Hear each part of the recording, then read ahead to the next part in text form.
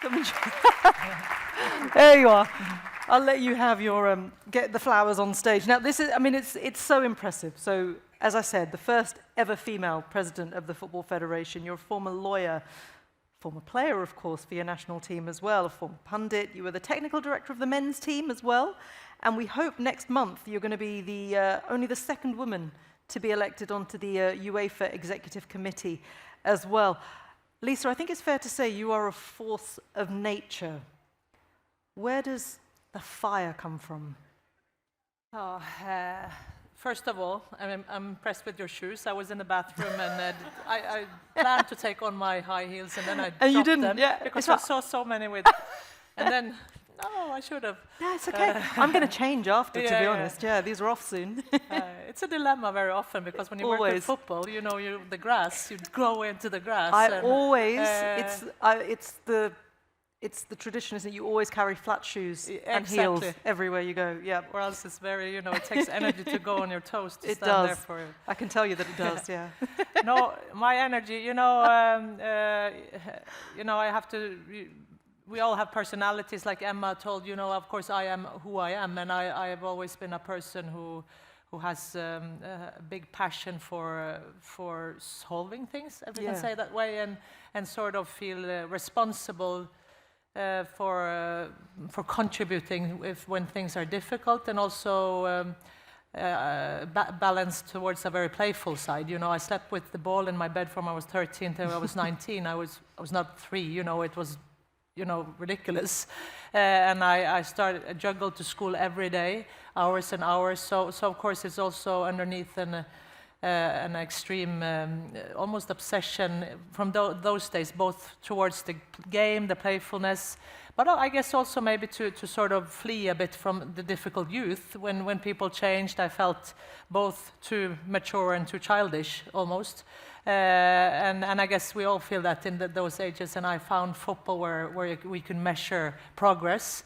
And when I look back, it's very clearly a way of also finding something measurable and safe to compete, and to compete with friends and be friends with competitors, and not hang out with the dancing, you know. I didn't manage. So I guess it's both, you know, football has that, it's very much unfairness in it, you know, it's the biggest place for mutual company in the world, but it's still very unfair. You know, we have some big challenges that I've always felt very strongly that could be changed. But also the fact that yesterday we had a national team game, you know, it's amazing to just watch them play. I want to play, and I guess Emma has this the same way, and all of us that are engaged with sports, that's also this competition in itself brings out energy in me, at least. Yeah, and I mean, you mentioned the challenges and, you know, the need to make things more level in this world of football at all different kind of sectors, actually. And that's somewhere where you've been able to use your voice. That's not an easy thing to do in the environments that you're in. When you're in a room with the FIFA members, with the UEFA members, I've been in them as well, it's pretty much all male. And the women who are there have real strong personalities, and you've had to show that. How do you balance, okay, all those egos in the room with the point that you're trying to make? No, it's not easy. You know, I was the first female pundit in my country to commentate men's game randomly. But then, of course, that has become a sort of career path for me, because then you gain some sort of competence being alone in the men's game. This was when I was in the men's game commentating, and then I was the first technical director and then president. And I've never aimed at this. I've always just tried to find that pain point between the men and women's football. I've tried to where like Emma, she comes very from the female lens, which I love, and it's really important. But I've always tried to find that middle ground and the pain point. You know, where is the balance? And I felt responsible almost to show both sides that now the gap. I'm a mediator. It's also I'm a lawyer. I worked in the courtroom as a mediator, and So I think it's very important that where it's painful is interesting, you know, and I have to tell you, of course, in some of those rooms it is painful. I have to be honest that I don't want to be a victim or, you know, it's a choice. I am a free person and it's very important for me to be free. I don't think that you have bad intention or you know, I never think that way. But of course, when you come in with a change agenda, we held a speech in Doha, which was not popular.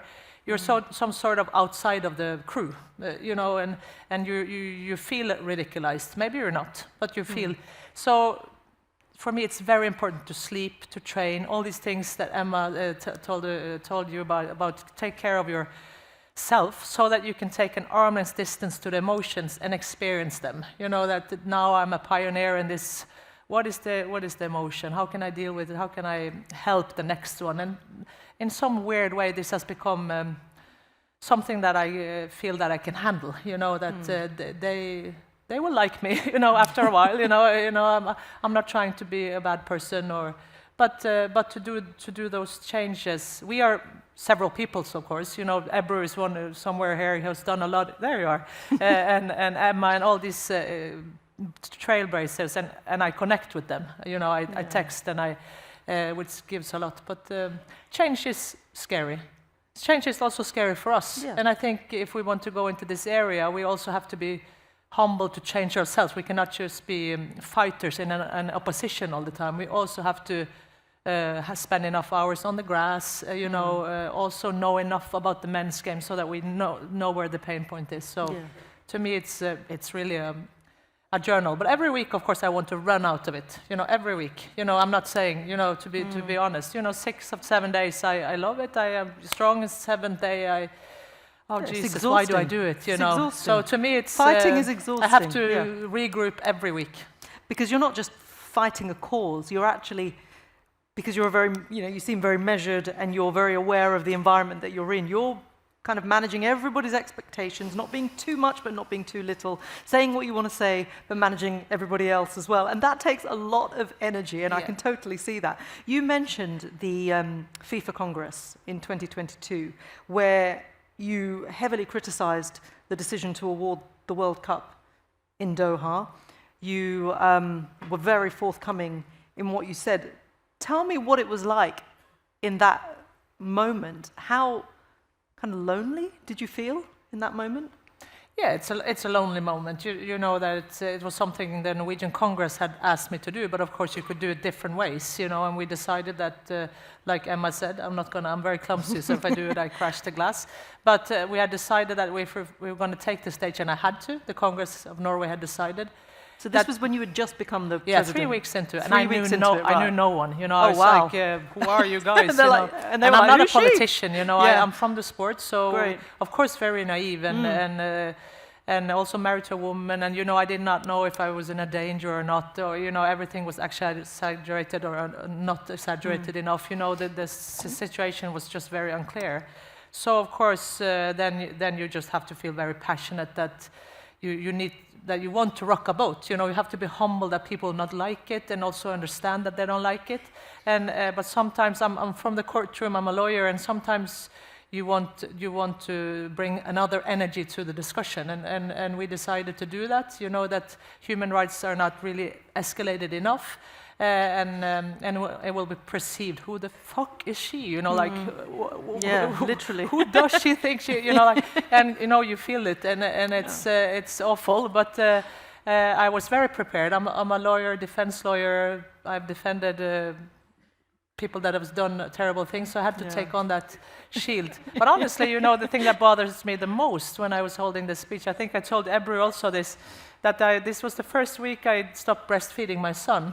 So I was very afraid of leaking milk from stage. So this is why I love what Emma says about, Did you not wear the pads?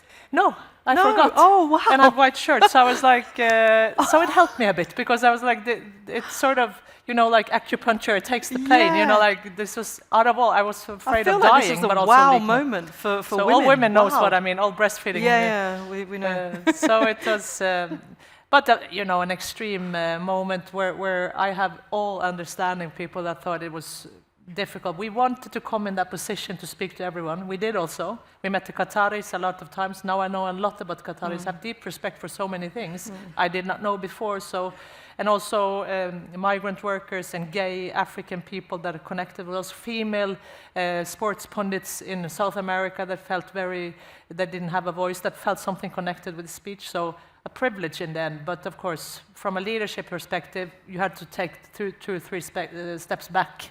And sort of sit and wait for a bit because it was not popular. Can I just ask, in that, like, as soon as you made that speech, did people come up to you? Did people talk to you? Did people like keep their eyes on your eyes so they didn't see the leaking? Like, what was this sounds very awkward. So how did you handle that moment? No, you know, you're ignored a bit. You know, it's also maybe because it's uncomfortable for people. So I felt ignored, and I tried to not just feel sorry for myself. We knew what we did. But you know, when I went to the bus, it's like almost this. Debbie Hewitt, the president of England, came and sat with me on the bus. I was all alone and felt alone, you know, and she came and sat with me like this from a scene of a movie, and sort of supported me. And I said I appreciated it, and yeah, so she did and supported me. So she was one of very few other female presidents. So I don't think it's random, you know, that she has that empathy. Of course, men also feels empathy. I'm not saying that, but maybe she felt that it could be useful, and it was. You know, I will forever be grateful for her to come sit next to me in that bus. And that's what we all do, isn't it? We have that kind of support. We understand it's that sisterhood. So I suppose in that moment you probably felt that, I don't know how much impact I can have, but this is going to be a slow burner. In the time that you've been working for the Norwegian Football Federation, and previously as, you know, the men's technical director as well, where have you felt that you've been able to have the biggest impact? To be honest, you know, the biggest impact is when you have your power base on the men's side and you can then change something on the women. This is how it is, you know. I've always been very close to the field, so I'm close to the coaches, the players, and when you can come from the men's side and feel safe, and also the women's side, of course, but then you know they have your back and you can go into difficult areas. So the biggest impact is when it's at the most difficult, being Doha or other cases. We are in difficult cases always when you're in the political side of football. Yesterday we played Israel in Hungary.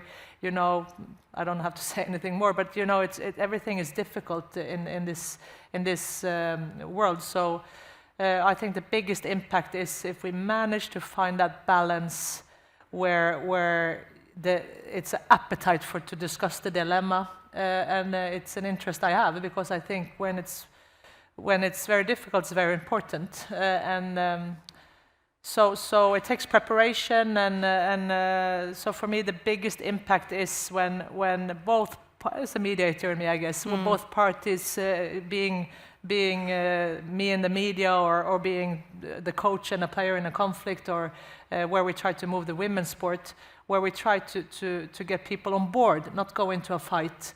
But for me, it's been very important to analyze, you know, to lead something that is going in the right direction, which is also very important. It's very different than when you try to change the trend line. You know, when you're trying to change something. How can you change without friction? How is that even possible? So to just know that, okay, now the trend is not in the direction we want, we have to understand the goal we're setting. It requires change also for myself. Then you're in a friction area, and there's where you can make the most impact. But I think to know that you're in that friction area so that you don't become bitter or afraid or sad or all these things you feel, of course, but you can keep them a bit as an objective somewhere. So many times I feel actually that you can have impact in this sport. I would say every month it's something happening, but of course you can also do big mistakes. So I also do that, by the way. So have to regroup every week, as I said. Yeah, and that's the key, isn't it? By the way, I just want to say, we're going to open the floor to questions with Lise as well. So please have some questions ready, because you've got someone very powerful here.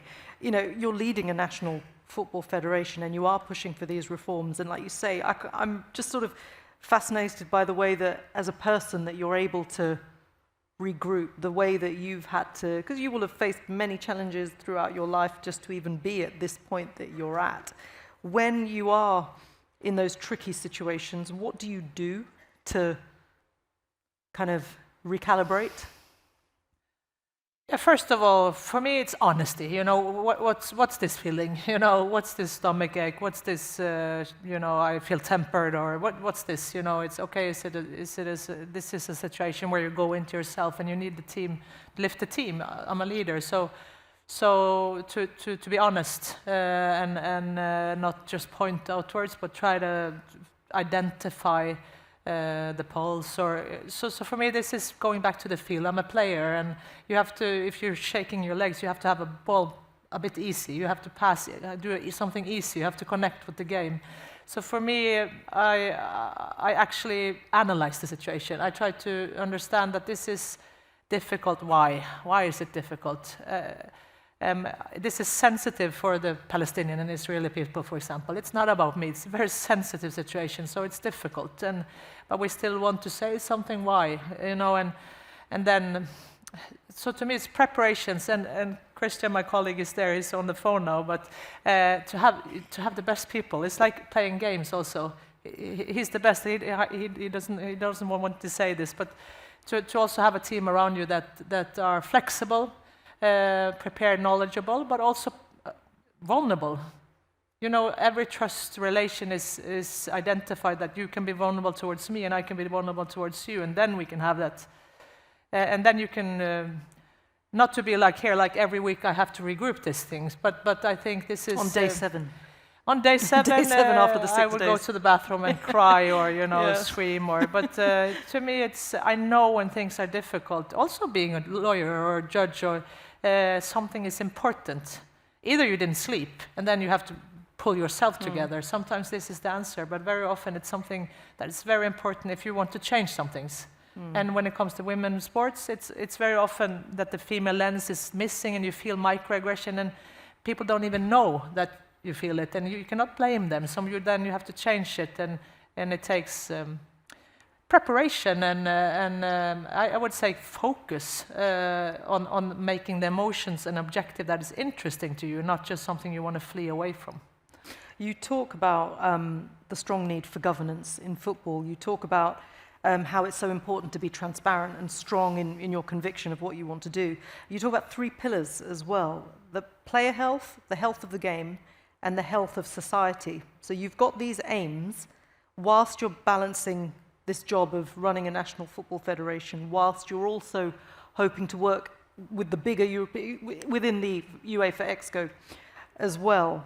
How do you bring about that in this enormous kind of system at the domestic level and then at the European level? This is a big remit that you have. Good question. I haven't tried yet. You know, I'm elected next week or something. Next week, yeah. I also have 3 small kids, by the way. I'm 3? very often asked, you know, why is always just female asked about their kids and to manage it. But I wonder, why are not men? You know, it's very difficult to travel 200 days a year and be a top leader with small kids. You know, so I think that is the most, not difficult that I wouldn't choose it, but it's sore. You know, it's a vulnerable thing. You know, I'm not happy when I leave.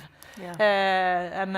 And I'm not strong in that way. I feel it. So the biggest challenge for me now is to manage my passion in that, because I can be very obsessed, and we really want to do this.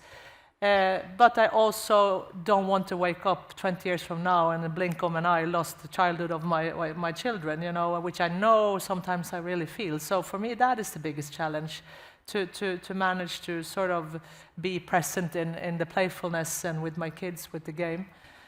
But to your question, no, it's how I perceive the game. You know, so I have no other way to work, if I can say it that way. I'm not saying it's an easy agenda, but I think the technical aspect, to be enough hours on the grass, to watch enough games. If you're going to be a top leader in a sport, you have to either have that as an obsession. I'm lucky I have that, or else you have to prepare. Then you just have to. You cannot come in with female lens or all these things if you don't have the hours in the core of what you do. But when you do that, then you will see the societal need. You know, this is the biggest sport in the world for women. but we're not represented. You know, we have boards in UEFA, FIFA, many great people, but we're not represented. I'm not speaking then about politics, you know, I'm speaking about competence. You know, if you want to have the female lens, you have to have people from the female game. So for me, and to protect the players and the health of the game will always be the core of my own interest. So I will always come from that area. I will not come from abortion law or LGBT. You know, I think about all these things. I'm very engaged in everything, but I feel very strongly that I should stay connected with my mandate. And it's the game and outwards. And then you are going to come up against the resistance. You talk about the microaggression, which is interesting, actually, because there are a lot of people that won't understand, a lot of people that you'll meet along the way that don't understand all the things that you're juggling. How do you kind of manage that side of it? I think, first of all, that I say to myself, if you don't want to do it, then you quit. You know, you're a free person, you know, and then you quit. You know, so for me, I always have that, the seventh day, you know. So in all aspects of life, also as a lawyer, I felt when things are difficult, if you are in difficult cases, for me, it's a shield to know that you can choose to go away, you know. Don't feel sorry for yourself. So that you can, this arm's length distance again is very important, that to keep energetic, you have to analyze to see the problem not as a personal problem, so that you can take critics and feedback, microaggression also, as a feedback that can be interesting but not personal. And for me, it's a hard work, because I'm emotional. I lead with myself, so I have to always. But being emotional, you will always have that very good training of it. You know, I'm 43 now. My life has consisted in trying to lift people, but also trying to change. So for me, that is the answer. That I'm very engaged, very obsessed. You know, very prepared. But I'm always, in football, people are very afraid of positions. To be honest, it's very much we do is based on fear of losing positions. And I try to reveal that in me every week and take it away. You know, if they don't want me in this position, I go. If I don't want to be in this position, I go. But it's also work, I think. Because I have family, I have a job. It's not like I could just run away. But for me, honestly, you know, it needs to be something you choose. Because it's so intense, like you say. You cannot be bitter or think that people have bad intentions when you want to change things, because they need to change, and you need to change, and then it needs to be voluntarily. So yeah. You talked about having 3 children. Emma's a mother. I mean, I'm a mother as well. So I have 2 young children. I used to travel a lot with my work on the European football circuit, and I didn't have any support with my employers at that time. None of them cared, understood what it was like for a mother. So I kind of want to ask you about that side of it, because I presume you have a network to support you, but at the same time, you mentioned it's the mum guilt that you have, and being so passionate, how do you give all that you give? Because I'm someone who will work really hard, but I'm okay to step back when I need to step back, because I need that time. I need the time with, you know, the kids, the downtime. You seem to be on the go. How do you manage that? And I kind of, just as a bit of inspiration to some of the women in the room who want to be mothers or who are mothers, but also operating at a very high level in the way that you are as well. It's not an easy place to be if you are so 100% passionate about everything that you do. No, it's not easy. This is why I also bring it up in and I love that Emma brings in this threshold, this menopause, you know, all these things, because what we see is that people stop coaching when they have kids. You know, it seems random or coincidental, but the total burden will often do so that you also, as a lawyer, partners will go to the state and be a lawyer there, you know, and of course this is fine. But I think it's possible to do both. But it's hard work, and I should not be a role model here. You know, my son's. That's what I'm asking. I struggle every so high week. energy. You know, but my son, you know, my middle son asked me once, like, Mom, when you die, he asked a lot, by the way, when you die, can I have your cars? You know, I'm like, okay. exorcist. But then it's like, when you die, do I have to become football president? And I said, no, Oh, no. wow, And he's like, that's oh, so phew. cute. And he ran to his bigger brother, you have to be a football president. So they think it's like this curse, royal curse. So I don't think but no, I bring it up because it's something I think men also has this, but I think we have it It's more. not in the same way, though. Yeah, I have to be It's not the honest. same. It's why is it like that? And for me, it's not the guilt. It's that I actually also want to be with the quantity that gives quality with my kids, because it's boring to play on the floor. So you have to do it sometimes to get this connection. When you come home with the phone and you're like, oh yeah, so I feel that I'm not such a good mom always, but then when I am, then I feel that this is where I want to be. So I'm just bringing it up because I think it's very important for the workplace to talk about this. I bring my kids to work. Sometimes it's horrible, but sometimes now I've been a bit trained. You need someone to look after them when you're on stage. It's not this long radar. It's like small things. You need someone to look after them, a room. They need food, and they need to be taken away from you when you're on stage. So now I've had some very good experiences, and I want to give this knowledge. Yeah. And we try now to adapt that with our coaches who has kids. So it's not to make it so political. It's men has their things, and this is also good for dads. So to make it more operational, we're a technical business. We can solve it. Not 100%, but better than the sacrifices in the start of my career. And you also say that nobody really understood, and then it's not actually worth it. Yeah. And it should be worth it. And it should be worth it. No, it's really interesting because I think that's a really big part of football that's changing as well, which is why I asked. I want to open the floor to some questions, and I know we have mics roaming around. One over there, one over there. We said don't be shy at the start. Oh, we have a hand. We have a hand. Right in the middle.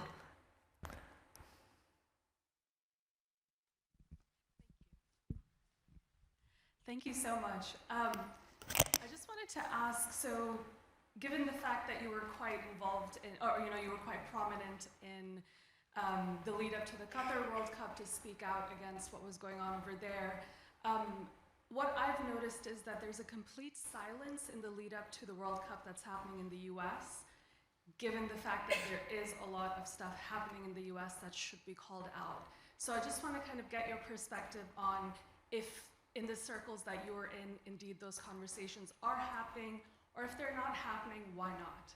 Thank you so much. They're happening. They're happening, 100%.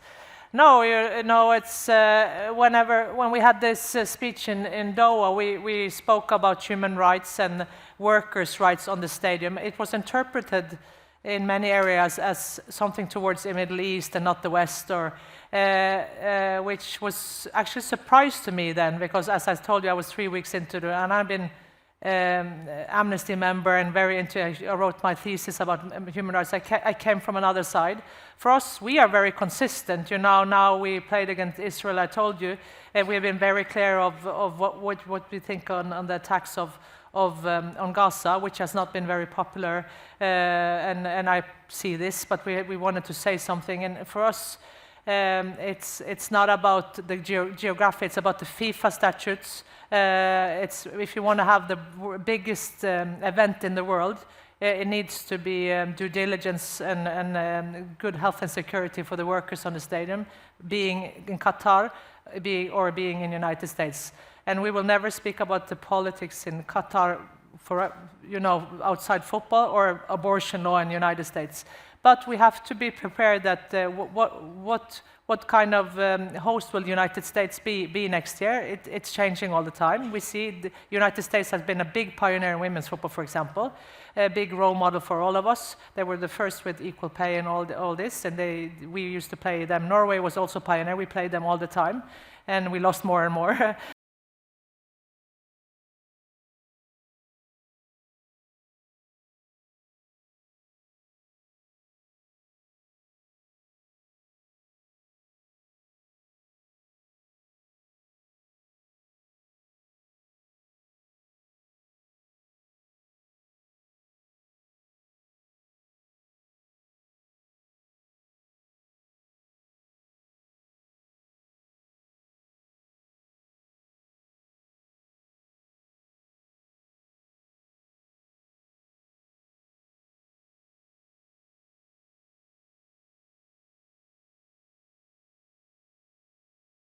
other people can assess, but I think when we try to fight hard for a rules-based system, we try to be consistent, and we try to always bring people along, because rules, maybe I'm a bit nerd, but rules needs passion. It needs to be really taken care of. To implement rules is very difficult. And for example, around award of World Cup, we have very good rules. It's not the rules that's the problem. The reforms are good, but they need to be implemented.